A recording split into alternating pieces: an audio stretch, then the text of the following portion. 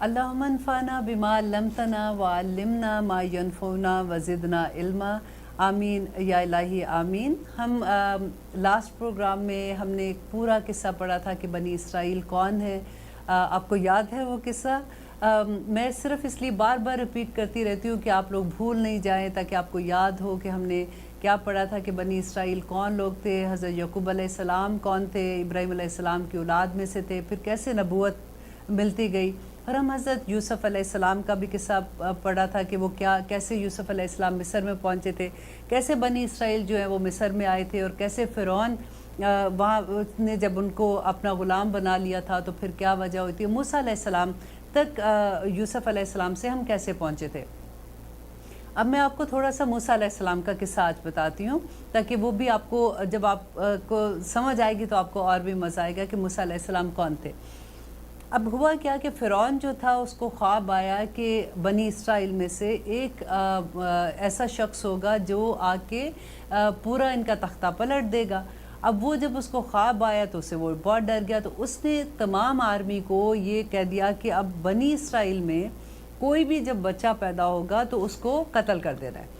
اب دیکھیے یہ کتنی بڑا عذاب تھا بنی اسرائیل پہ، اس سے بڑا امتحان اور کیا ہو سکتا ہے۔ یہ مسلمان تھے، رائٹ، وہ مسلمان تھے بنی اسرائیل اس وقت کے نا، یہودی تھے۔ اب ہوتا کیا کہ فرعون نے کیا کہا کہ اگر تو وہ ساروں کو قتل کر دیتا تو نسل ختم ہو جائے گی، کیونکہ یہ غلام تھے، یہ ان کے لیے کام کرتے تھے۔ فرعون کو اور اس کے وہاں کے جو ان کے اس وقت کے امیر لوگ تھے، ان کو بڑے بڑے گھر بنانے کا شوق ہوتا تھا، اور وہ کام جو ہے وہ انہی سے کراتے تھے، کیونکہ ان کو غلامی کی عادت ہو گئی ہوئی تھی، انہی کو اپنے وہ جیسے قلعے بناتے تھے یا اس طرح سے استعمال کرتے تھے۔ اب انہوں نے سوچا کہ یہ تو ساری قوم ختم ہو جائے گی، تو انہوں نے پھر اس نے یہ حکم دیا کہ 1 سال میں جو بچہ پیدا ہوگا اس کو قتل کیا جائے گا، 1 سال کے بچے کو زندہ رکھا جائے گا۔ لیکن سب سے بڑا ظلم جو تھا کہ وہ لڑکیاں جو ہوتی تھیں ان کو وہ قتل نہیں کرتے تھے، اس لیے کہ وہ لڑکیوں کو استعمال کرتے تھے، غلط طرح سے استعمال کرتے تھے۔ اس سے بڑی سزا آپ دیکھیں کہ گھر میں بیٹے بھی تھے، باپ بھی تھے، اور بھی لوگ تھے، ماں کے سامنے، ماؤں کو بھی ایون عورتوں کے ساتھ جو ذلت امیز سلوک کیا جاتا تھا، اللہ اکبر۔ دیکھیے، اور اس کے بعد کیا کہتے تھے کہ 1 سال میں جب بچے کو زندہ رکھا جاتا تھا، اس میں ان کے جو بھائی تھے ہارون علیہ السلام وہ پیدا ہوئے تھے، اور جس میں بچے کو مارا جاتا تھا، آپ ذرا امیجن کریں، روایات میں پڑھنے کو ملتا ہے کہ جو عورتیں تھیں نا وہ گشت کرتی تھی، ان کی گلیوں میں گشت کرتی تھی، اور جو عورت پریگننٹ ہوتی تھی وہ پورا اس کی خبر رکھتی تھی، اور جب جو بچہ پیدا ہوتا تھا وہ ماں کے سامنے، ان کے فیملی کے سامنے اس کو قتل کر دیتے تھے، اس کا گلا کاٹ دیتے تھے، اس کو مار دیتے تھے۔ اس سے بڑا امتحان ان پہ کیا آنا تھا۔ اب جب موسیٰ علیہ السلام پیدا ہوتے ہیں نا، تو ان کی ماں نے چھپ کے، کہتے کہ وہ دریا پہ ایک چھوٹا سا جیسے باسکٹ سی بنا کے، تو اس میں اس نے رکھ دیتی تھی، ایک رسی ساتھ انہوں نے رکھی ہوئی تھی، وہ باندھ دیتی تھی، اور جیسے ان کو پتہ لگتا تھا کہ وہ گشت کرنے آ رہے ہیں تو بچے کو اس کے اندر ڈال دیتی تھی۔ اب اللہ سبحانہ تعالیٰ نے زندہ رکھنا تھا تو 1000 طرح کی تدبیریں بھی بندہ سمجھ آ جاتی ہے۔ اب ایک دن کیا ہوا کہ جب ان کو پتہ چلا کہ لوگ گشت کرنے آ رہے ہیں، تو انہوں نے جلدی سے، ٹائم اتنا کم تھا کہ جلدی سے بچے کو اس کے باسکٹ میں ڈالا، لیکن اس کو باندھنا بھول گئی۔ جیسے ہی انہوں نے نہیں باندھا تو وہ باسکٹ دریا میں چلنا شروع ہو گئی۔ تو اب یہ دیکھ رہی ہیں اور وہ کوئی لفظ نہیں بول رہی ہیں کہ اب میں کیا کروں، تو اپنی بیٹی کو کہتی ہیں کہ تم ساتھ ساتھ دریا کے چلتے رہو اور جا کے دیکھو کہ یہ باسکٹ کہاں تک جاتی ہے، تاکہ اس کا پتہ چلے۔ وہ دیکھتی ہے اس کی بہن پیچھے پیچھے جا رہی ہیں، بھاگ رہی ہیں۔ وہ دیکھتی ہے کہ دوسرے کنارے پر فرعون کی جو محل تھا اس کے کنارے پر جا کے باسکٹ رک جاتی ہے۔ وہاں پہ حضرت موسیٰ علیہ السلام جیسے اس کے اندر ہیں، تو کہتے ہیں کہ وہاں جب ان کے غلام تھے، جو بھی نوکر تھے، انہوں نے وہ بچے کو دیکھا تو وہ لے کے گئے، ملکہ کے پاس لے کے گئے۔ اس نے دیکھا کہ اتنا خوبصورت بچہ ہے، تو اس نے اپنے خاوند سے کہا، جو کہ فرعون تھا، کہ یہ بچہ جو ہے میں اس کو مطلب رکھنا چاہتی ہوں، اور مے بی ہم اس کو اپنے بچہ اولاد بنا لیں، مجھے یہ بچہ بڑا اچھا لگا ہے، میں اس کو رکھنا چاہتی ہوں۔ جیسے بیویاں ہوتی ہیں اپنے خاوند سے منوا ہی لیتی ہیں بات کو۔ فرعون نے اس کو اجازت دے دی۔ اب دیکھیں موسیٰ علیہ السلام کہاں پل رہے ہیں، فرعون اپنے دشمن کے گھر میں ہی پل رہے ہیں، اور وہ ڈیفینیٹلی انہوں نے جس طرح سے اس کو پالا بڑا کیا، بڑی عزت سے پالا تھا، بڑے اس کا خیال رکھتے تھے وہ لوگ۔ اب موسیٰ علیہ السلام وہاں پہ کیا ہوا کہ ایک دفعہ किसी की लड़ाई हो रही थी, अभी उनको नबूवत नहीं मिली है, ठीक है। अभी एक इस्राएली बंदे की लड़ाई हो रही थी फ़िरौन के लोगों में से, जो वहाँ के लोकल लोग थे उनमें से दोनों की लड़ाई हो रही थी। ये गुजरे वहाँ से तो उसने आवाज़ दी कि देखो, क्योंकि वो मजलूम होते थे, डेफिनेटली गुलाम थे, तो मूसा अलैहिस्सलाम को ये लगा कि जैसे उसने पुकारा कि देखो ये मुझे ज़्यादती कर रहा है। तो मूसा अलैहिस्सलाम छुड़ाने के लिए गए तो कहते कि इन्होंने मुक्का मारा उसको अलहदा करने के लिए, वो ज़रा ज़ोर से लग गया तो वो बंदा वहाँ पे फौत हो गया। अब मूसा अलैहिस्सलाम डर गए।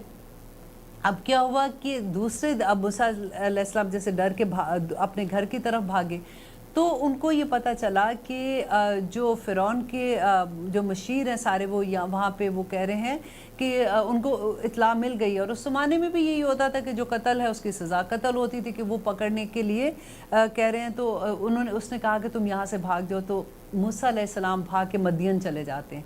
हज़रत शुएब अलैहिस्सलाम का याद है आपको? इंशाअल्लाह वो भी किस्सा आएगा, मैं आपको बताऊँगी। शुएब अलैहिस्सलाम मदियन में थे, तो मदियन में चले जाते हैं। मदियन में जाके वहाँ पे शुएब अलैहिस्सलाम की 2 बेटियाँ होती हैं, वो कुएं से पानी निकाल रही होती हैं, लेकिन देखते हैं कि इतने लोग खड़े हुए हैं, उसको पानी नहीं लेने देती। उनके जो जानवर होते हैं वो पानी नहीं पीते, तो वो 2 लड़कियाँ साइड पे खड़ी हुई हैं।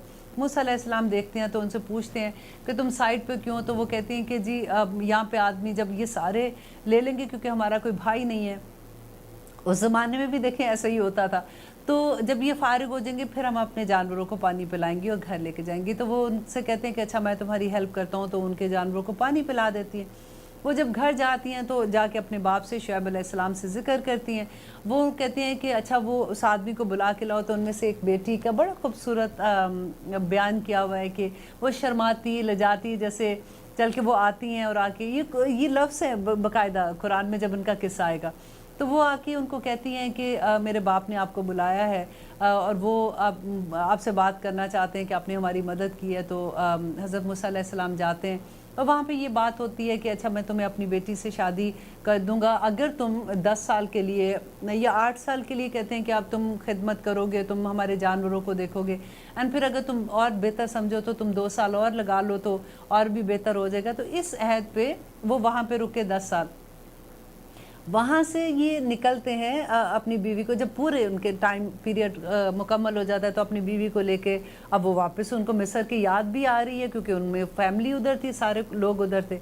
तो अब ये वापस जा रहे हैं अपनी बीवी को लेके। तो रास्ते में उनको पहाड़ पे जो आग नज़र आती है तो अपनी बीवी से कहते हैं कि क्योंकि सर्दी थी कि मैं आग थोड़ी सी लेके आता हूँ, मैं भी हम हाथ तापेंगे तो थोड़ी गर्मी लगेगी, थोड़ी मतलब सर्दी कम होगी, और या रास्ते का भी पता लग जाएगा, थोड़ी सी रोशनी है तो रास्ते का मैं मालूम करके आता हूँ। वहाँ पे जब जाते हैं तो अल्लाह सुब्हाना ताला और उनकी बात होती है।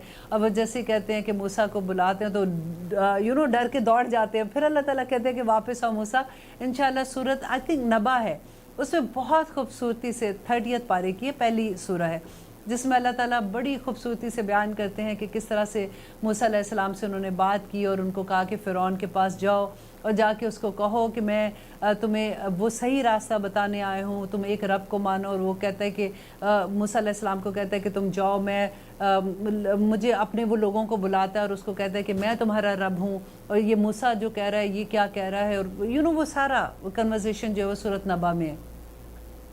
अब यहाँ पे जब मूसा अलैहिस्सलाम वापस आते हैं तो ये देखिए मूसा अलैहिस्सलाम एक तरफ नबूवत है, नबी हैं, और दूसरी तरफ ये इनका सियासी पहलू भी आता है।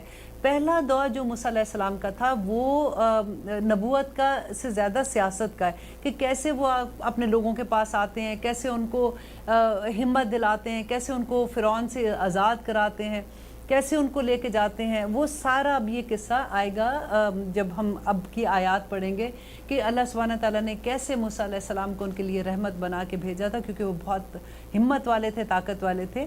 तो वो अल्लाह सुब्हानहू तआला ये कह रहे हैं वइज़ नज्जयनाकुम मिन आलि फ़िरौन यसुमूनकुम सूअल अज़ाब, के तुम्हें बुरा अज़ाब देते थे, युज़ब्बिहूना अब्नाअकुम। अब आपको समझ आई है ना इस बात की कि युज़ब्बिहूना क्या था, कि तुम्हारे बेटों को ज़बह कर देते थे। वह यस्तहयूना, और ज़िंदा रखते थे, निसाकुम, तुम्हारी बेटियों को, औरतों को। वफ़ी ज़ालिकुम बलाउम मिन रब्बिकुम, और ये बड़ी आजमाइश थी। اب دیکھیے بلاؤ من ربکم، تمہاری رب کی طرف سے آزمائش تھی. اب وہ مار رہے تھے بیٹوں کو اور 1 سال کے بچوں کو زندہ رکھتے تھے اور عورتوں کو زندہ رکھ رہے تھے اور